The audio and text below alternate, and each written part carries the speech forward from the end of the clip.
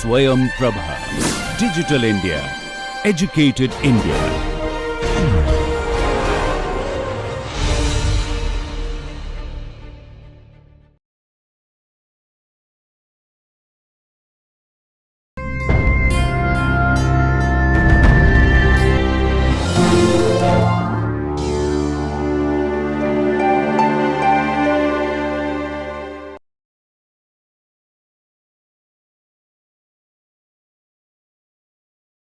Good morning and welcome to today's lecture on the course History of English Language and Literature. Today we continue to look at the importance of university wits in the emergence of Shakespearean drama at a later stage. So, in the previous section we also took a look at some of the university wits and we took a look at their lives in detail, and today in continuation with that we will continue to situate the importance of the two more remaining university wits, mainly Kyd and Marlowe. So, these two figures are quite important in the history of English literature, and they have the rare distinction of having attracted more attention from critics and historians compared to the other university wits. In fact, in Pat Rogers' critical analysis, he makes a very interesting comparison between Kyd and Marlowe, which also is partly the reason for clubbing these two together in one particular session, and also in terms of the influence that they had on Shakespeare's writings at a later stage. It's more pronounced and more profound than all of the other university wits put together. Pat Rogers observes this thing about Kyd's and Marlowe's characters. Kyd's characters are trapped because everything has been mapped out for them. Marlowe's characters are trapped because they cannot discover a map. So, in that sense there is a continuity in the writing tradition. There is also a way in which they can be closely connected with the analysis of Shakespearean plays at a later stage. And it is important to note that especially when one is discussing Shakespeare's tragedies, they are often mentioned together, and they also give a proper context to the understanding of Shakespeare's tragedies, both in terms of craft and technique. And we begin to look at the life of Thomas Kyd. He was born as the son of a London scrivener. We noted in the previous lecture itself that he was the only one among the university wits to have had no university education. At least there are no records which prove that he went to either of the University of Oxford or to Cambridge, and most of his work significantly has been lost as well. So, in that sense it becomes another fact of intellectual and historical curiosity that he was one of the prime influencing factors in shaping the dramatic career of William Shakespeare. His Spanish tragedy was and is still considered as the most important of Kyd's works, and also one of the most influential works that laid the foundation to Elizabethan tragedy from the mid 16th century onwards. In fact, even during his lifetime, the work was so popular that by 1634 at least 10 editions of Spanish tragedy had come out. In the earlier period, it was also spelt a little differently. It was a tragedy with a D, I and E. It was only in the later editions that the English in the Kyd's plays began to be revised and became more suited for a contemporary kind of a consumption. In fact, he is said to have inaugurated this revenge tradition in Elizabethan plays, and this, in that sense, he is said to have greatly influenced Shakespeare, and his influence in fact continued into the Jacobean period as well. There were many writers who were trying to produce plays along the tradition of Spanish tragedy. And the plot of Spanish tragedy was also very interesting. It was quite thrilling for the audience to watch during that time, and this was in fact the only play, one of the first plays to offer this kind of a thrilling experience for the audience. This had numerous turns and twists of plot. In terms of the plot, he had included many racy details into it. It had about 8 deaths in a single play, which was quite stunning for the Elizabethan audience then. There were emotional speeches, the verse was quite racy, and there were these different kinds of spectacles which might appear a bit gory in the when we look at it from a contemporary perspective. There were scenes of public hanging. There was a scene with a lunatic in place, and there is a very violent and gory scene in which a man bites out his own tongue. Those kind of spectacles were rare during that time, and the Elizabethan audience were quite thrilled to see them on stage. And there was a lot of innovation in terms of the play structure as well. It was structured in a way that there was a play within a play. So, with all of these innovative details, he stood apart as a very distinctive character, a distinctive dramatist during the Elizabethan times, and his influence also for the same reason continued to be very profound. Pramod Nair, one of the recent compilers of literary history, he feels that there is an excellent stage craft getting displayed in Spanish tragedy, and it was this craft that had kept the audience glued to their seats when they were watching Kit's Spanish tragedy. And there's an interesting observation made about the presentation of the Spanish tragedy: if you blinked, you missed a murder. So that was the kind of pace with which the events were getting unfolded in the play. And apart from Spanish tragedy, which of course continues to be his supremest contribution, in fact, we can even extend it and say that Spanish tragedy may be considered as one of the most supreme contribution of the entire Elizabethan wits put together prior to Shakespeare. And there was this play partly attributed to Thomas Kyd, but not entirely based on historical evidence. A play named Ur Hamlet, which was a Danish tragedy to begin with, and many feel that this is the work which could be considered as an immediate ancestor to Shakespeare's Hamlet, but there's very little historical or critical evidence to prove the same. And the authorship of this play to Thomas Kyd is also heavily disputed. In fact, his life also undergoes a lot of turn of events towards the end, because he is said to have involved in a lot of subversive political activities like many other university wits were, and his association with Marlowe was not very fruitful in this aspect. In fact, his association with Marlowe had even brought a lot of ill repute and disrepute to the personality of Thomas Kyd. And Marlowe was incidentally a friend and a sometime roommate of Thomas Kyd, and he was in fact tortured and punished because he was said to have collaborated with Marlowe in one of his spy adventures against the state.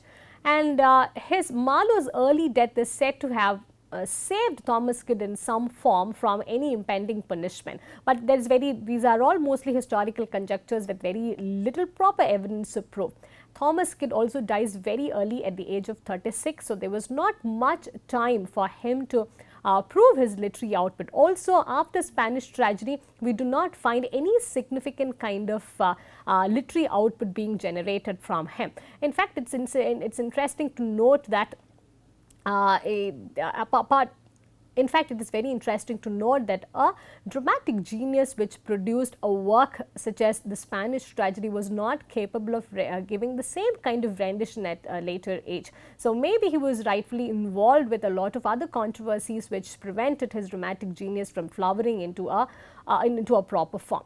Christopher Marlowe, in fact, is the most interesting and the most controversial of all these figures, so much so that many historians feel that if he had lived a little longer, he would have entirely outwitted William Shakespeare, his contemporary. He was born at Canterbury, he was educated at Oxford. He has this distinction of being born in the same year as Shakespeare, and he was also the son of a respectable tradesman. So, in many ways, there was a lot of reputation that he was already born with.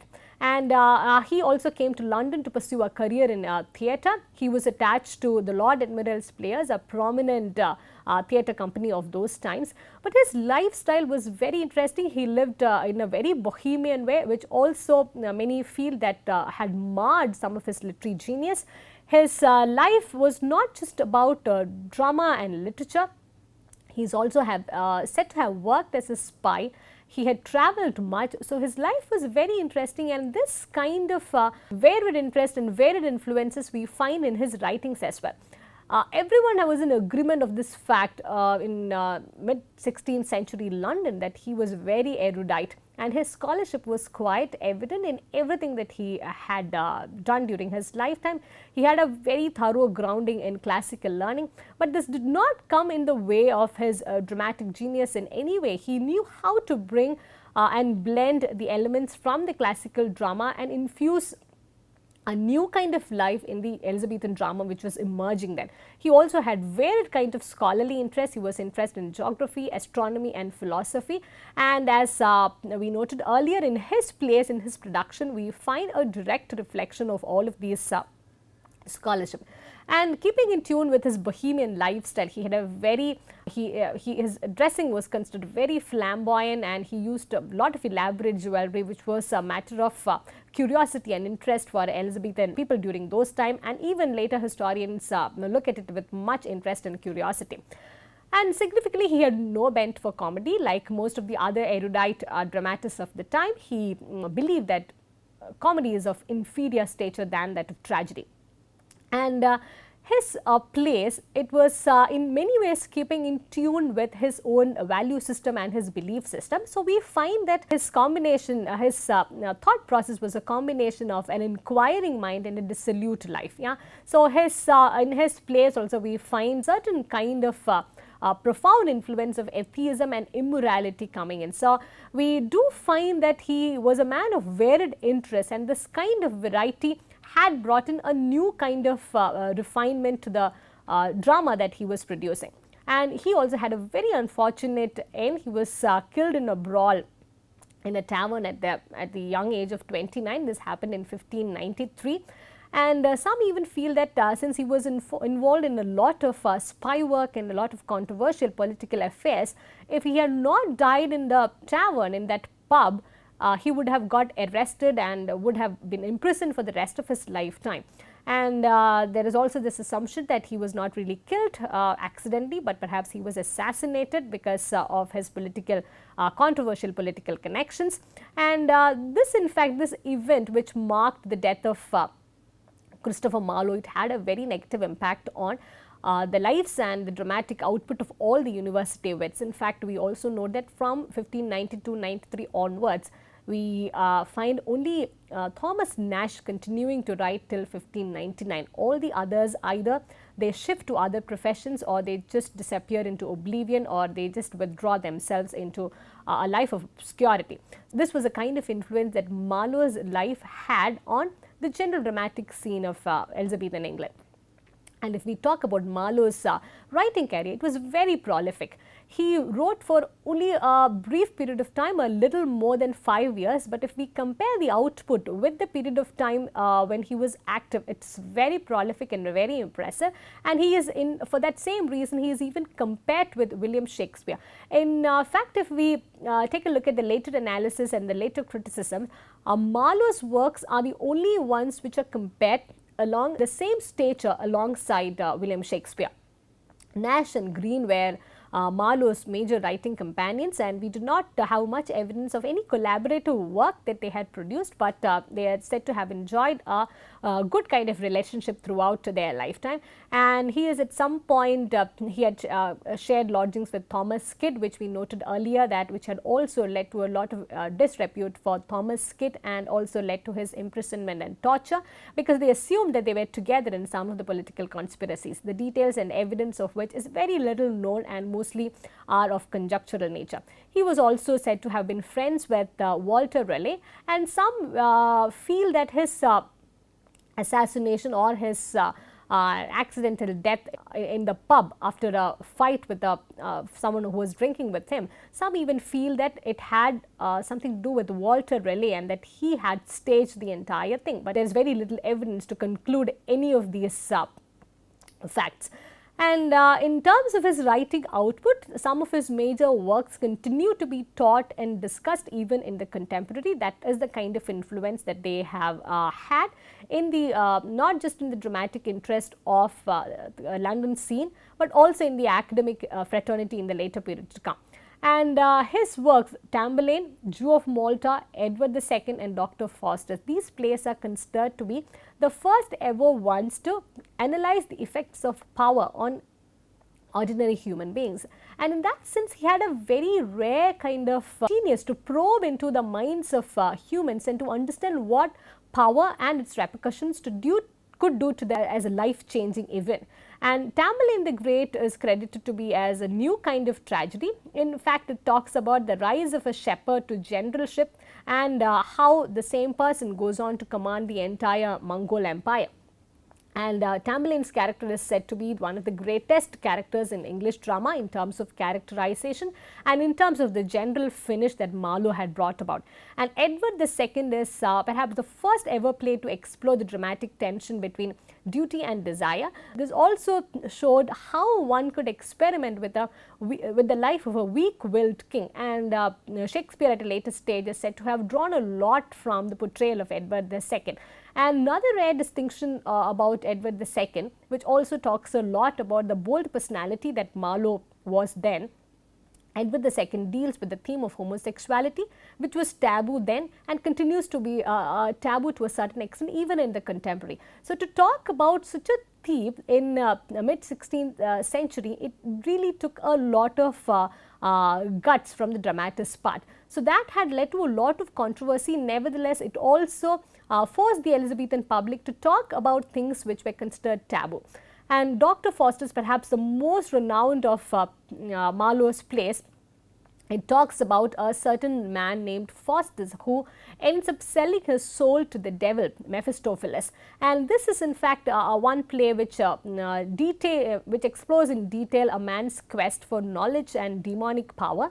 And in this play, in fact, a different side of Marlowe comes into play. He in fact is critical of the classical learning, and he perhaps questioned the kind of hierarchy in which learning is placed, and he does not make much of a distinction between the reputed classic learning and certain other disreputable kind of practices like witchcraft, demonic worship, so on and so forth. So in that sense, he questions a lot of conventions which were in place not just in Elizabethan England but also in the larger scheme of classical learning.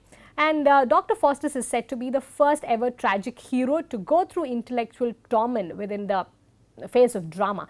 So in many ways, though the output of Marlowe continues to be very limited in terms of number, their influence was very profound, not just in the writings of Shakespeare, but also in the way in which drama began to be fashioned and refashioned, not just in England but also worldwide. And it said that the success of Tamburlaine, one of his earliest plays, it had turned London stage into a strong and popular industry. This is very important because when Shakespeare takes over the Elizabethan scene, he knew how to commercialize drama. He knew the forces which were driving the London market in terms of the dramatic scene, and Tamburlaine is said to have laid the foundation and made it easier for the other playwrights to come. So it was with Tamburlaine that many other patrons, the playhouses, the actors, all of them began to realize the commercial potential of London stage.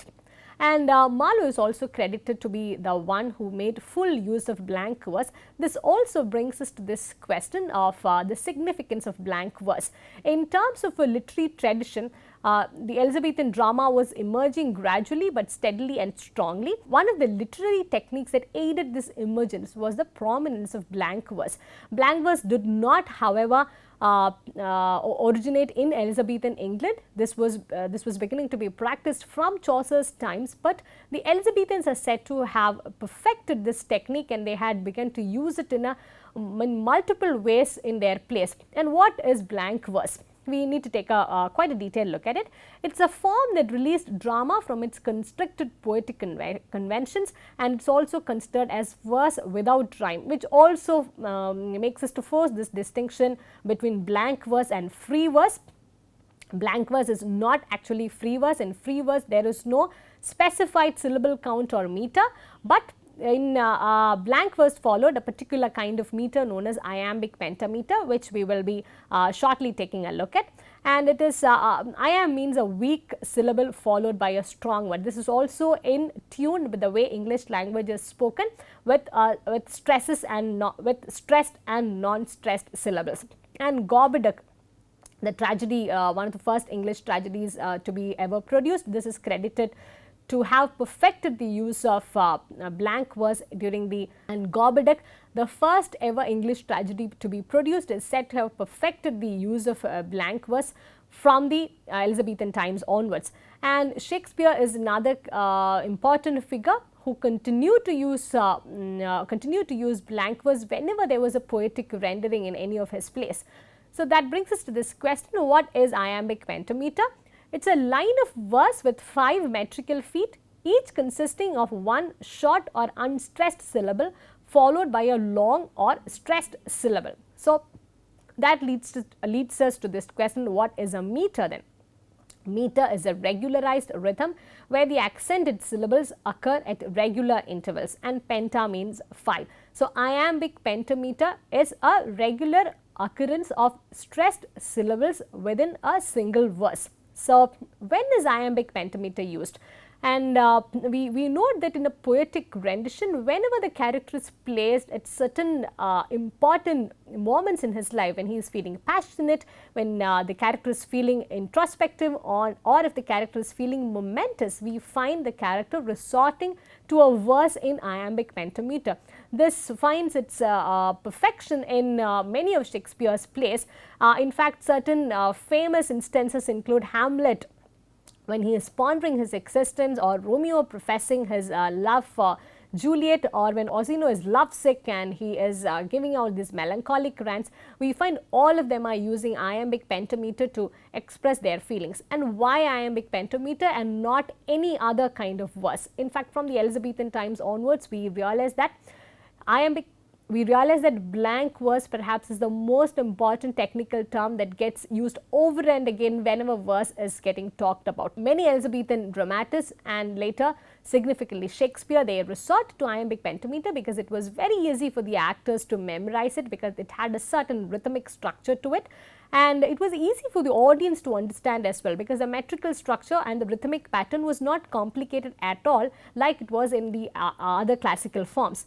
And the structure of this was also naturally suited to the English language. In that sense, it was quite easy for people to talk, quite easy for people to engage with this, because it was quite similar to that of the language structure of English itself. And there is this common analogy being made for iambic pentameter with the heartbeat itself, in the sense that there is this general assumption that perhaps initially they resorted to iambic pentameter because it is in the same way that the heart beats, which is with a certain rhythmic structure, like ta-dum, ta-dum, ta-dum, ta-dum. There is a weak syllable followed by a strong syllable. And this verse from Shakespeare's Twelfth Night, if music be the food of love, play on. This is in fact one of the most quoted examples of iambic pentameter. We will quickly take a look at how the iambic pentameter analysis could be done. So, in iambic pentameter, as we noted earlier, we have a stressed syllable followed by a non-stressed syllable, just like it is in English language. Yeah. So, if music be the food of love, play on.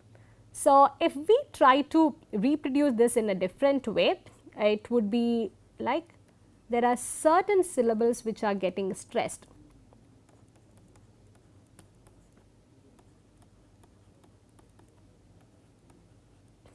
If music be the food of love, play on. And we also find that there is a falling rhythm and a rising rhythm, a falling rhythm and a rising rhythm. So, it goes like that, just like a heartbeat, ta-dum, ta-dum. Yeah. So, this blank verse was quite popular in that sense. It also made a lot of sense for the audience, for the actors, and also for the dramatists to express particular kind of emotions and to convey particular kinds of things. So, this digression aside, let us come back to the main topic of the day on university wits. Having noted the significance and influence of blank verse, it is time for us to come back to the main topic on university wits and wind up our discussion on them. So, as we sum up, let us take a quick look at some of the speculations and observations that have been historically and literally prevalent about the university wits in general. There is a general conjecture that the early deaths of Robert Greene, Marlowe and Kidd, especially in the 1590s, all of them, they die an early death in the 1590s at the peak of their career. And we note that they all had faced different kinds of trials and tribulations towards the end of their dramatic career, and they were quite promising in terms of literary output. And we find that the early deaths were often shrouded in mystery as well, and many theories float around as to what constituted those deaths, what constituted their early withdrawal from the dramatic scene, so on and so forth. And their reputation and talent, they also continue to be of huge interest and curiosity. And there is this theory of whether they were all real writers or whether they were proxying for another court figure. We shall not go into the details of that, but this is just to draw your attention to the fact that there are different kinds of studies, different kind of research is happening about the university wits, especially in the present century. And there is this argument that some of the historians make, which could be true to a certain extent as well. And it's generally assumed that maybe the early deaths or the early withdrawal of some of them from the political scene had left the dramatic scene of London quite free for Shakespeare. So when he arrived in London, this was one of the earliest mentions of Shakespeare in the London dramatic scene is what we find in Robert Greene's pamphlet, as we noted earlier. This is in 1592, and we also note that by in the early 1590s, all of these writers, they either withdraw to seclusion or they die. And as we noted, it's only Thomas Nash who continues to write until 1599.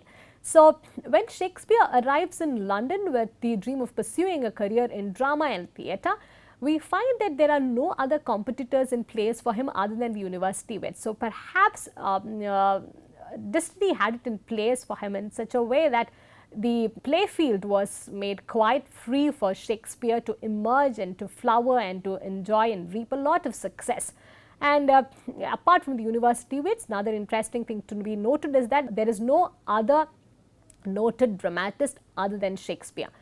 And also Lilly's comedy, Marlowe's and Kidd's tragedy, it had a profound influence on the way Shakespeare continued to write. So in that sense, even after Lilly, Marlowe and Kidd had ceased to exist and they had stopped writing, in Shakespeare's play, we do find a certain kind of a shadow of all of these university wits lingering on. This is more evident in the detailed analysis of the plays which were done at a later stages, especially in terms of a comparative analysis.